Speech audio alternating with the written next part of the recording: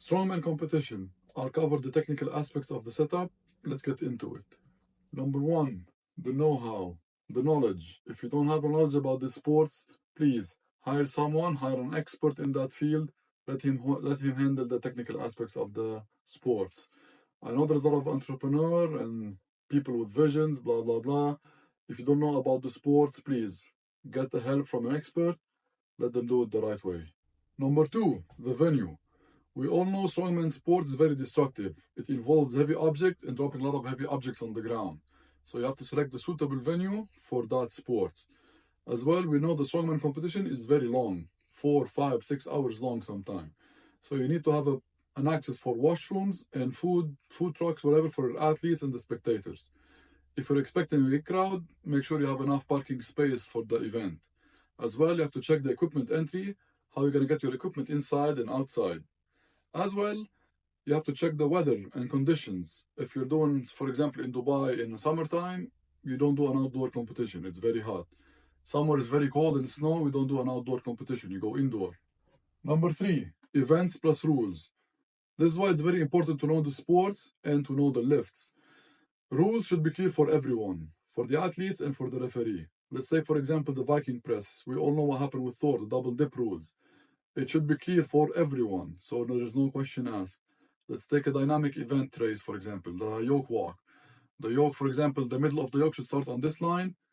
The middle of the yoke should cross the finish line. So there's no question asked. Scoring as well. All the athletes should know. Number one will get this point. Number two will take this point. In case of a tie, what will happen? Everything should be clear, so no one can complain and everyone is happy. Number four, equipment.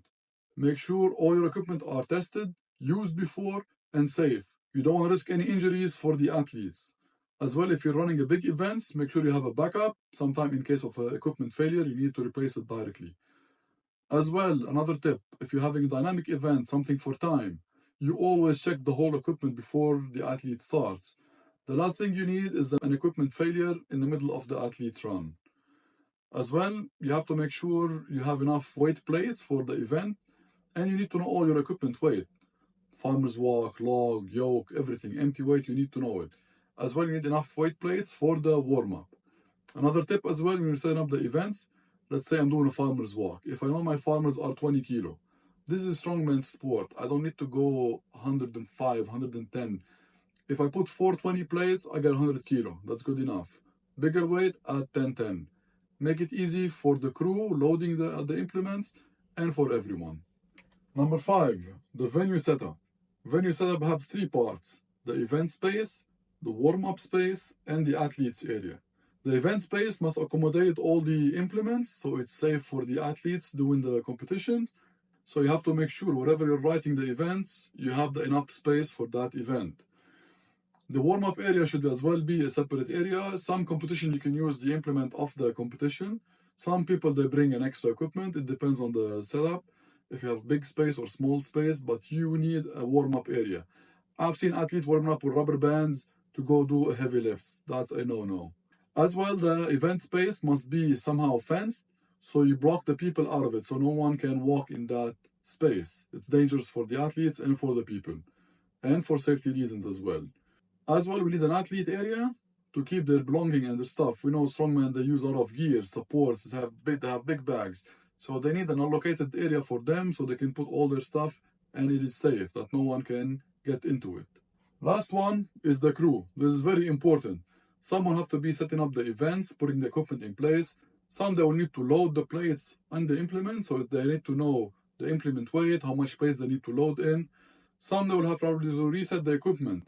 We know in strongman, let's say a dynamic event, some athletes will drop the yoke halfway or the sandbag.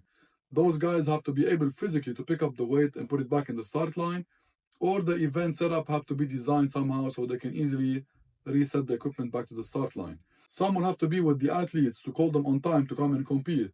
This is how you make sure your competition is going very smooth and on time. This is why it's very important for the crew to know about the sport and have experience in the strongman. This is it for the strongman competition setup. These are all the points. If you're missing any one of them, please seek the help of an expert and get it done.